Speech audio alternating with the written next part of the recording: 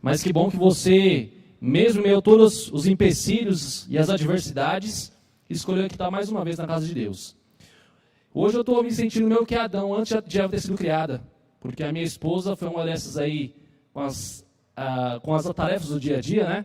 Ela é professora, então ela teve que estar hoje lá na escola adventista de Alphaville, onde ela dá aula na semana de oração, não pôde me acompanhar. Mas que Deus ele possa falar no nosso coração mais uma vez nessa noite, amém? Nós já estamos no 4º dia da nossa semana e fico feliz de ver a igreja repleta ainda, né? Uns conseguem vir um dia, não conseguem vir outro, mas eu tenho certeza que Deus ele se alegra com a sua presença e você também que se encontra assistindo aí à distância, também se faz presente de alguma forma ouvindo a mensagem e que o nosso grande e poderoso Deus ele possa falar o coração de cada um de nós, amém? Amados, o título do sermão dessa noite é Libertos pelo Sangue. Ontem você vai se recordar que nós falamos um pouco sobre a história de Abraão e o pedido incomum que Deus acabou fazendo para ele em relação ao sacrifício que ele queria do seu filho Isaac. Hoje nós vamos continuar o curso da história e nós vamos conversar um pouco a respeito agora do povo de Israel. E nós vamos falar um pouco sobre alguns patriarcas para chegarmos lá. Porém, eu gostaria de começar as minhas considerações de hoje contando uma história que não é nada feliz, uma história triste. Uma jovem chamada Edith Eva Eger, conhecida como Ed, ela nasceu no país da Hungria, onde vivia com a sua família. Só que no ano de 1944, ela tinha acabado de completar seus 16 anos, quando ela foi enviada para o campo de extermínio nazista de Auschwitz, junto com seus pais, lá na Polônia. E chegando então, eles se separavam. E como que eles faziam? As pessoas que tinham até 15 anos de idade, ou acima de 45 anos de idade, essas pessoas, quando elas chegavam no campo de extermínio, aquelas pessoas, elas agora tomavam um banho, elas eram direcionadas a uma câmara de gás, e infelizmente, essas pessoas elas eram incineradas. Agora, as pessoas que tinham entre 16 anos e 44 anos de idade, aquelas pessoas, elas permaneciam em vida, porém, uma vida ingrata e uma vida sofrida. Aquelas pessoas agora trabalhavam como escravos no campo nazista e também, quem sabe, sem ter até mesmo o que comer. E muitos deles, infelizmente, acabavam morrendo por inanição, ou seja, por não ter o que comer, morrendo de fome. E certa vez, naquele inferno de neve, vazio e sem qualquer esperança, aquela jovem chamada Amy, ela foi descoberto um talento que ela tinha. Aquela moça, ela havia desenvolvido o talento do balé. Então ela costumava, enquanto estava no seu lar, na sua casa com a sua família, praticar aulas de balé. E aí os soldados descobriram que ela era uma dançarina. E eles então a convidaram para que ela fosse diante dos líderes daquele movimento nazista chamado Yosef Mengele. Ele era conhecido como Anjo da Morte, porque ele fazia várias experiências com os prisioneiros. E muitas pessoas acabavam perecendo e morrendo diante daquelas experiências. Então aquela moça, ela dançou diante daquele líder, daquele rapaz, e o máximo que ela conseguiu ganhar dele foi um pedaço de pão e algum tempo de vida. Queridos, que realidade triste, né? Nosso mundo, infelizmente, ele pôde, ao longo desses milênios de pecado, presenciar vários acontecimentos tristes. E talvez aí o Holocausto tenha sido um dos principais deles. E a história nos narra bastante como que foi esse acontecimento. Finalmente, agora, os aliados americanos e russos, eles se aproximavam para libertar Auschwitz e outras dezenas de pessoas dos campos de concentração. Então, os nazistas, eles obrigaram as pessoas a caminharem em uma das muitas marchas da morte. Os prisioneiros agora esqueléticos tinham que caminhar dia e noite até outros campos mais próximos da Alemanha. Se não, morressem pelo caminho, como ocorria com a maioria. Ed, para você ter ideia, aquela menina com 16 anos agora, ela estava apenas com 27 quilos. E Amy agora fazendo essa caminhada, com muita fome, Amy agora ela ficou tão fraca ao ponto de cair ali em meio a uma porção de pessoas que infelizmente estavam mortas. Ela caiu num monturo de pessoas mortas por essas circunstâncias. E agora, alguns soldados americanos da infantaria 71ª, Eles chegaram àquele local e viram aquela cena horrível de pessoas extremamente tristes e muitos deles, infelizmente, mortos. Foi quando algum deles notou que alguma mão se mexia. Alguns deles se mexiam em meio àquela multidão de pessoas mortas, de corpos. E então Amy, ela foi socorrida.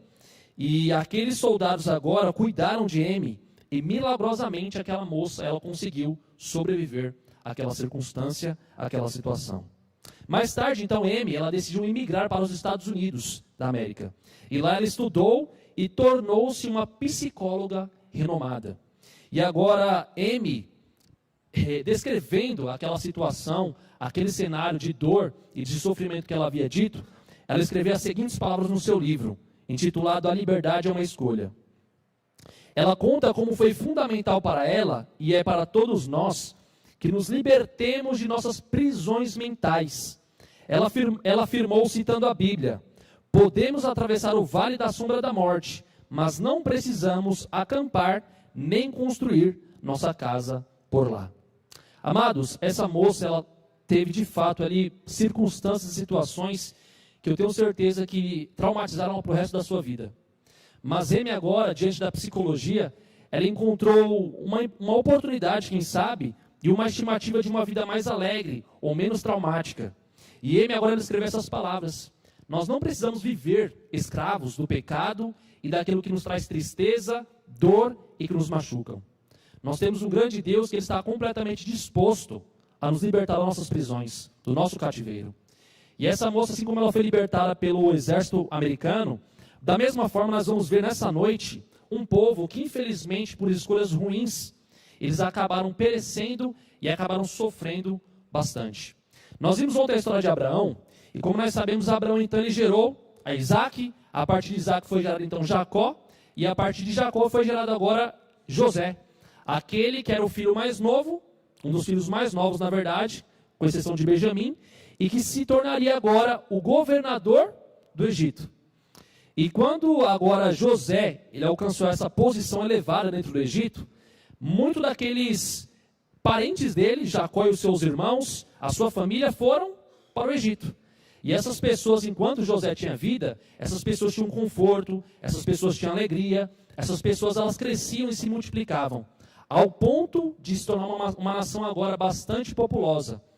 Só que, infelizmente, por causa do pecado ninguém é eterno, né? E José ele morreu. A partir agora da mudança de cenário após a morte de José, o povo de Israel, ele começou agora a ser escravizado pelos egípcios. E muito disso também aconteceu por causa das más escolhas que o povo de Israel ele fez. Porque, infelizmente, ele se permitiu agora ser contaminado pela cultura e pelo paganismo que predominava lá no Egito. E agora o povo ele começou a sofrer e ser escravizado. Lá no Egito, os israelitas eles construíam ali várias casas, vários monumentos imensos, que davam inclusive glórias ao faraó. E eles sofriam, eles suspiravam sob fardos insuportáveis. E eles eram muitas vezes, quem sabe, através do cansaço, ainda eram chicoteados, humilhados e até muitas vezes levados à morte. E foi diante agora desse cenário de sofrimento, de escravidão, que o povo ele clamava por libertação. Que ele clamava para que Deus agora trouxesse a libertação, para que eles saíssem daquela terra e para que não mais eles continuassem sofrendo. Nós podemos ver aqui, meus queridos, mais uma vez, o capítulo do grande conflito sendo explícito diante dos nossos olhos. Vimos aqui o sofrimento da raça humana, muitos por causa da ambição, da ganância, mas muitos por causa também de escolhas equivocadas e erradas que eles fizeram ao longo da sua vida. A primeira lição que eu gostaria de tirar com vocês durante o nosso sermão dessa noite é que nós precisamos clamar, pois Deus está atento à nossa condição e também às nossas orações. Quando você está preocupado, quando você está ansioso, quando você está passando por um momento difícil, será que você procura a Deus em oração? Será que você procura Ele com seu coração aberto, angustiado, mas sincero, pedindo para que de fato Deus ele possa intervir e te ajudar nessa situação? Porque muitas vezes, quem sabe, pode ser que nós busquemos com as nossas próprias forças resolver os nossos problemas. Sendo que nós temos aquele que tudo pode, e aquele que nós podemos entregar os nossos problemas para que ele possa resolver, para que ele possa solucionar. Eu vou te convidar a abrir no primeiro texto dessa noite, lá no livro de Êxodo, no capítulo 23. Nós vamos ver agora que, diante do clamor daquele povo, o nosso grande Deus, que é amoroso, misericordioso e bondoso, ele decidiu tomar agora uma atitude, para que aquele povo agora que estava em sofrimento, para que eles pudessem agora novamente encontrar a esperança, a liberdade e a salvação. Eu vou te convidar a ler comigo, eu acabei falando o capítulo errado, é Êxodo capítulo 2. Então eu vou pedir para o pessoal da transmissão aí voltar para o capítulo 2 e para você voltar às páginas da sua Bíblia. É Êxodo capítulo 2, agora sim o verso 23. Vamos ler juntos? Olha o que nos diz. Decorridos muitos dias, morreu o rei do Egito. Os filhos de Israel gemiam sob a servidão e por causa dela clamaram. E o seu clamor subiu a Deus. Ouvindo Deus o seu gemido, lembrou-se da sua aliança com Abraão, com Isaque e com Jacó. E viu Deus os filhos de Israel e atentou para a sua condição. Amados, aqui agora o nosso Deus, ele ouviu o clamor daquele povo.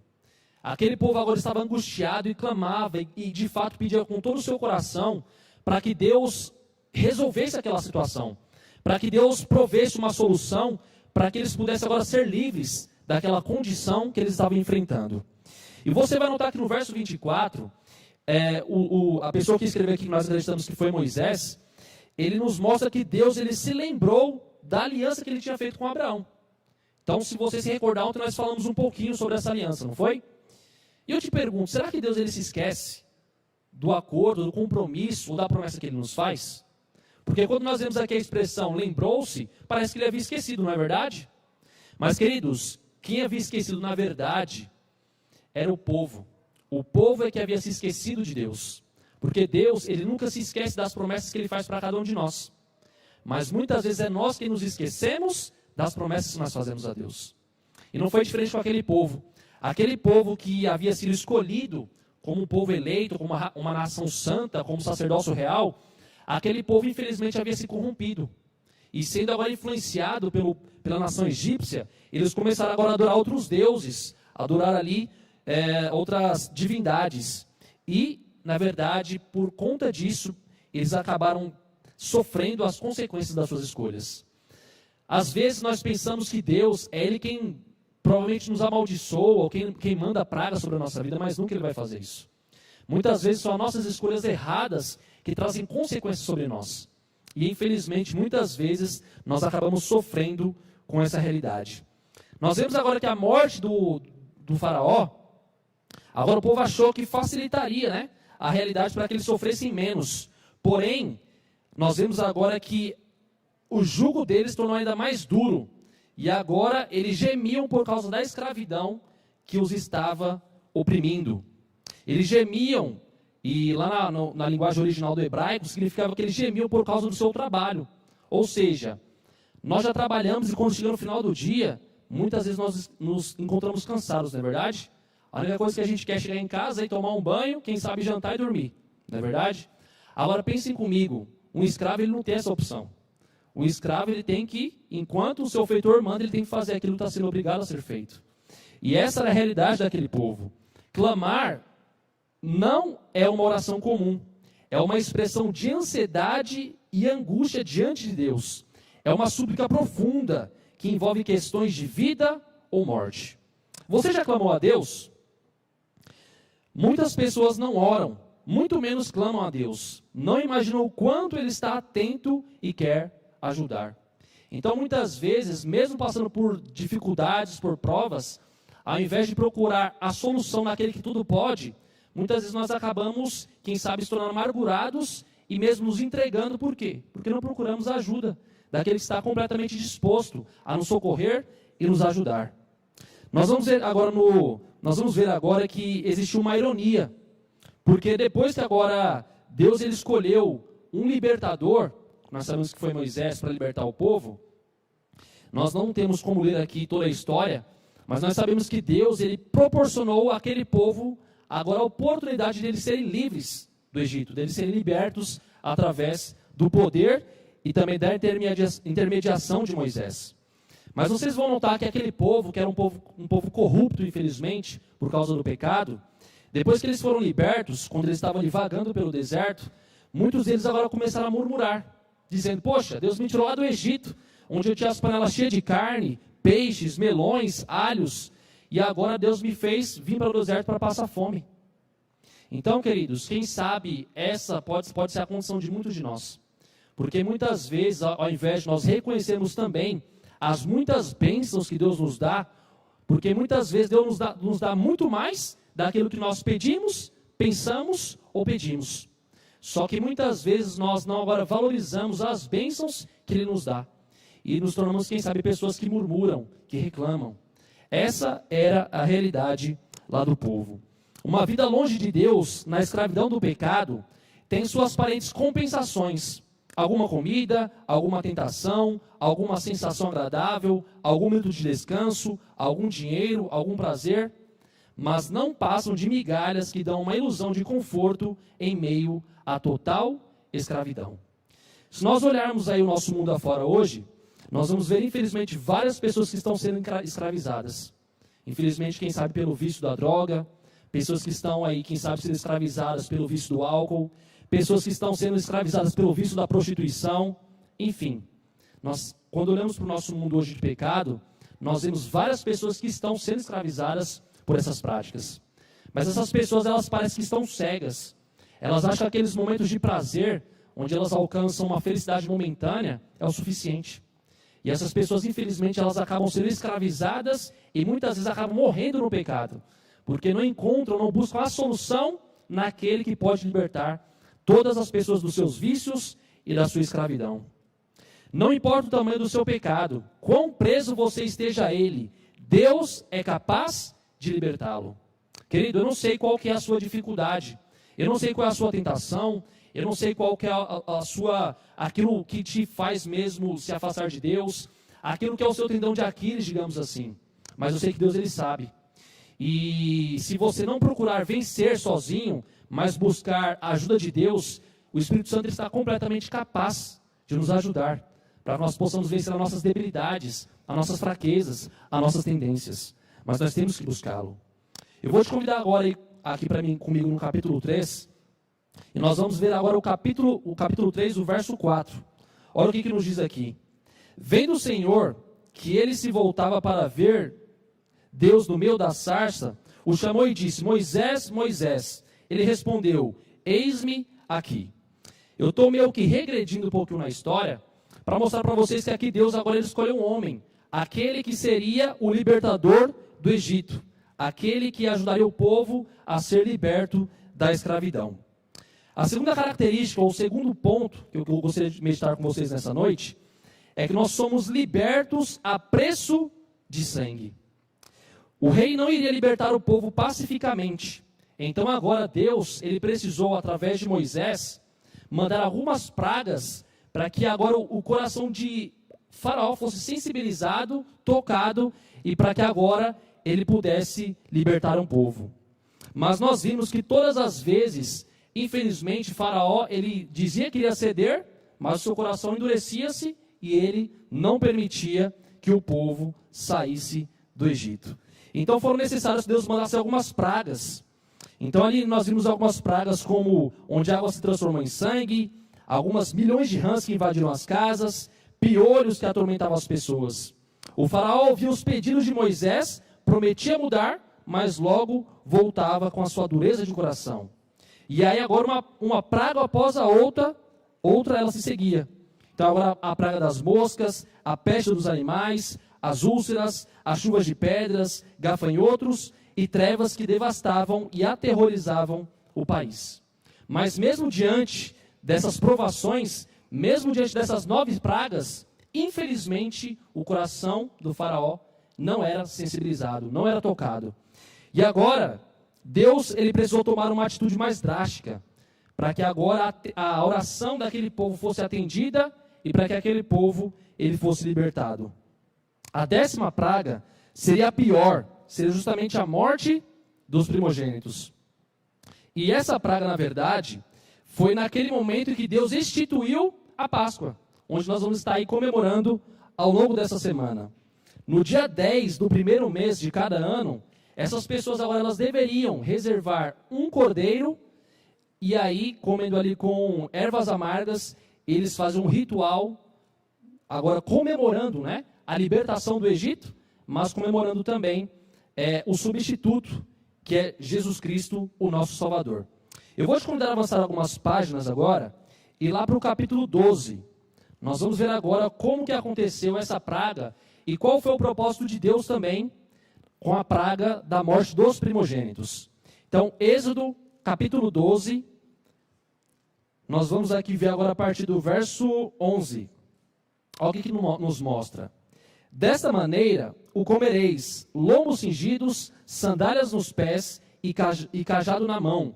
Comê-lo-eis à pressa, é a Páscoa do Senhor. Porque naquela noite passarei pela terra do Egito, e ferirei na terra do Egito todos os primogênitos, desde os homens até os animais. Executarei juízo sobre todos os deuses do Egito. Eu sou o Senhor. O sangue vos será por sinal nas casas em que estiverdes. Quando eu vir o sangue, passarei por vós, e não haverá entre vós praga destruidora, quando eu ferir a terra do Egito. Então vocês vão notar que aqui agora, as pragas que Deus havia mandado até então, as 9 pragas, elas tinham um propósito. Naquela época, havia um panteão tão grande de deuses no Egito, que todas aquelas pragas que Deus havia mandado, as 9 pragas, eram justamente uma forma de juízo sobre os deuses egípcios. Então, essas pragas que Deus havia mandado não foram por acaso. Elas estavam, de certo modo, agora mostrando que Ele é o Deus Criador e o único Deus verdadeiro. E que todos aqueles deuses do Egito que eles criam, que eles adoravam, eram de fato deuses que não tinham poder de fazer nada. E quando Deus ele traz juízo utilizando essas pragas, ficou claro para todos os egípcios que de fato o Deus do céu, o Deus eterno, é o único e o verdadeiro Deus.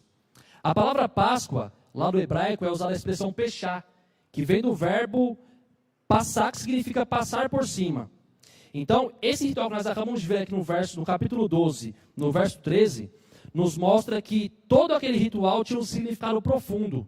O sangue significa a vida. Como não tinham altares nem templos no Egito, suas casas foram consagradas como verdadeiros altares para salvar as famílias. Deus espera que o mesmo ocorra em nossos lares, que cada um seja marcado pelo sangue do Cordeiro. Como o povo de Israel não tinha condições ou liberdade para ali agora fazer os seus altares, para oferecer o Cordeiro em sacrifício a Deus, agora dentro das suas casas, dentro dos seus lares, eles agora poderiam pegar um cordeiro, assar aquele cordeiro e comer com as ervas amargas, como eu disse anteriormente.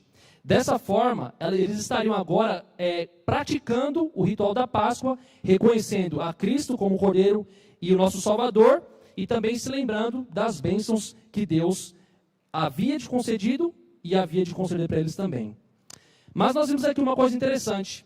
Nós vimos que cada um deles erguia o altar dentro da casa deles. E eu queria te perguntar, você tem um costume de dentro da sua casa erguer o altar ao Senhor? Nós sabemos, de acordo com o Espírito de profecia, que o altar ao Senhor dentro dos lares seria o culto familiar.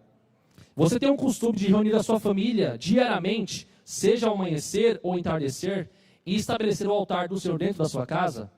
Porque muitas vezes nós pensamos que a nossa comunhão individual é o suficiente.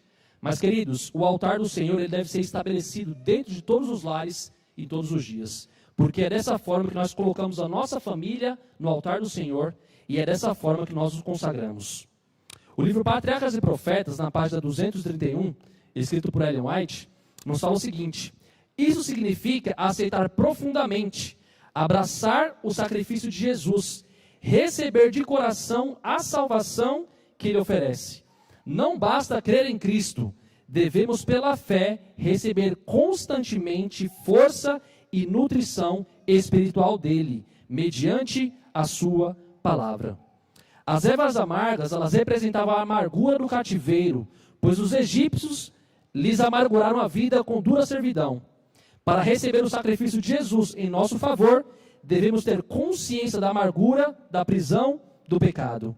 O fermento também devia ser eliminado, representando o afastamento da maldade e da malícia. Então vocês vão perceber que, ao se alimentar daquelas substâncias, daqueles alimentos, cada um deles tinha um objetivo didático. Quando Deus pediu que eles comessem as ervas amargas, o cordeiro, e se abstessem do fermento, Deus estava, através desse alimento, tentando ensinar algumas lições e alguns aprendizados importantes para o povo de Israel.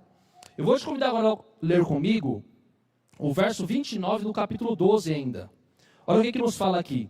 Aconteceu que à meia-noite feriu o Senhor todos os primogênitos na terra do Egito, desde o trono até o primogênito do cativo que estava na enxôvia, e todos os primogênitos dos animais.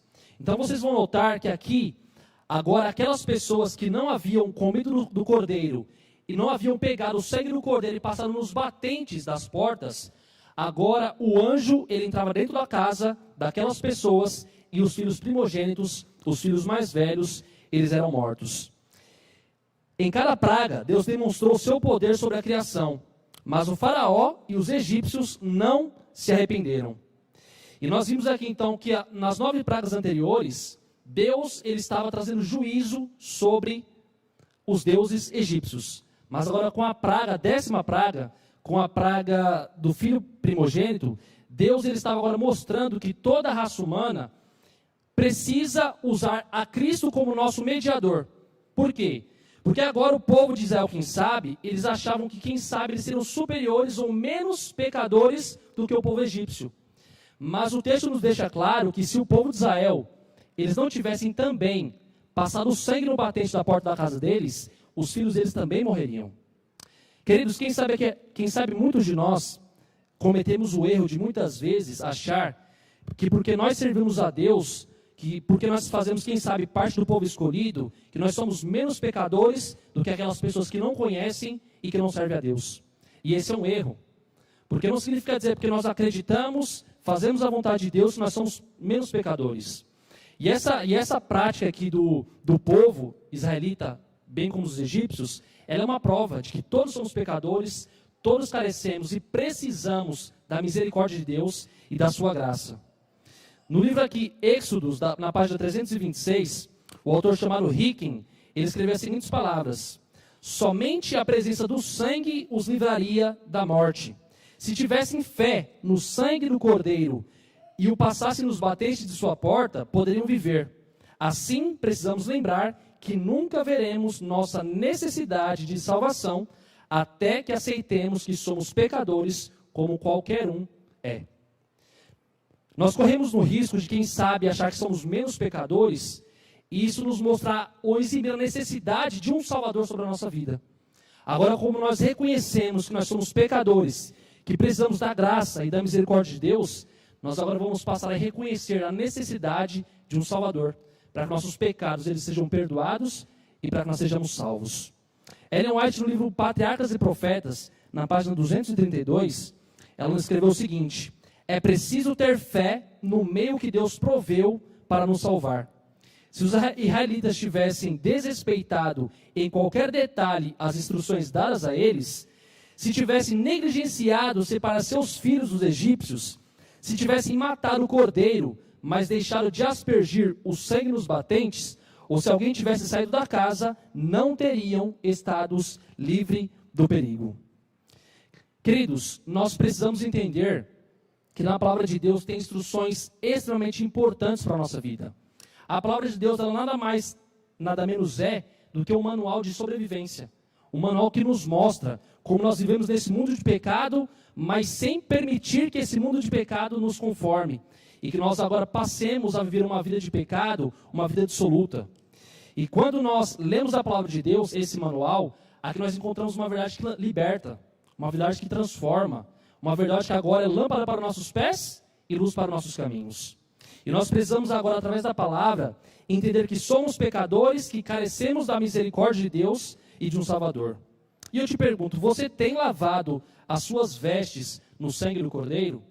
Porque nós sabemos que biblicamente, quando nós lavamos as nossas vestes no sangue do Cordeiro, é quando nós reconhecemos que somos pecadores, confessamos os nossos pecados E porque Cristo morreu por nós, os nossos pecados são lavados e são perdoados. E dessa forma, nós somos salvos. Queridos, sem Deus, nós somos escravos do grande Egito, do pecado. Somos prisioneiros levados para os campos da morte. Se nós não entendermos que sem Deus nós não somos nada, e que sem Deus nós estamos perdidos, esse é um grande risco e um grande perigo. Eu gosto muito de uma frase que ela diz que Deus sem nós, Ele é Deus. Agora nós sem Deus, infelizmente, nós não somos nada. E nós precisamos reconhecer a necessidade de um Salvador. Aquele mesmo Deus que libertou o povo do Egito, aquele mesmo Deus que salvou aquela menina lá na Hungria quando escrava, em Auschwitz, também é o mesmo Deus que está completamente disposto e capaz de nos libertar também dos nossos pecados e da nossa vida de tentações e dificuldades. Nessa noite eu te convido a pedir a Deus que te livre da escravidão do pecado e pelo sangue de Cristo que Ele te faça uma criatura livre e uma criatura purificada. Queridos, o nosso Deus, Ele está aqui nessa noite. E eu sei que todos nós temos muitas dificuldades, muitas provas, muitos pecados que nós, vez após vez, lutamos, mas quando vemos, acabamos caindo naquele mesmo pecado. Queridos, nessa noite eu vou te fazer um seguinte convite: não desista. Porque o mesmo Deus que libertou o povo do Egito, também é o mesmo Deus que está disposto e está aqui no nosso meio hoje, querendo nos libertar do pecado, querendo nos oferecer a salvação. E se é o desejo do seu coração nessa noite, pedir que Deus te transforme, pedir que Deus te molde, pedir que agora Ele possa te ajudar a vencer as suas debilidades, os seus defeitos, as suas tentações, nós vamos ouvir um louvor nesse momento. Enquanto a nossa irmã canta, eu vou te convidar a você meditar na sua vida. Se você de fato tem vivido uma vida de renúncia, uma vida de obediência, ou se ainda as tentações do pecado, o Egito moderno, se elas ainda têm te influenciado, reflita na sua vida.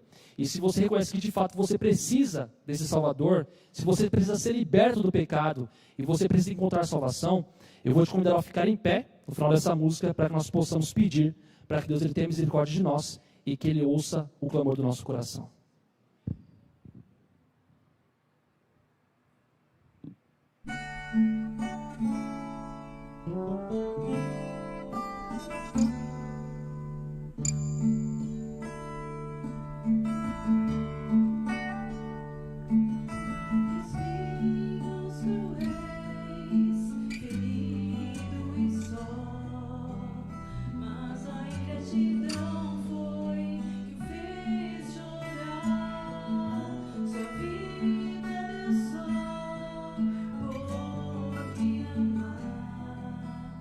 Você poderia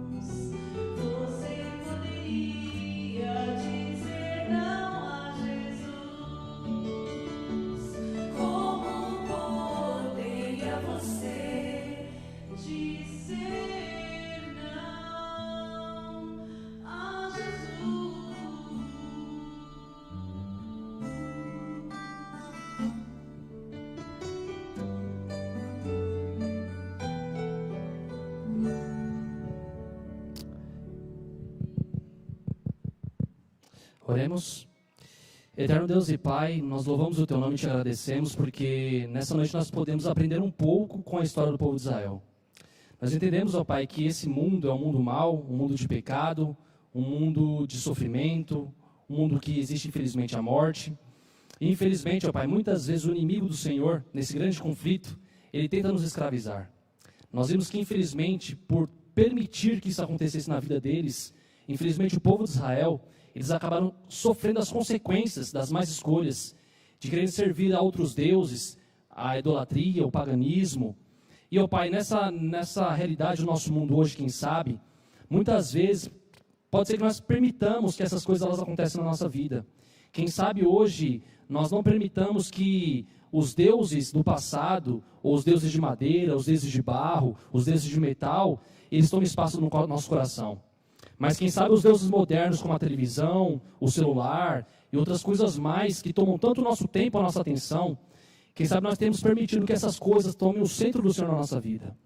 E nós te pedimos, Pai, que se essas coisas elas tenham acontecido na nossa vida, que o Senhor tenha misericórdia de nós.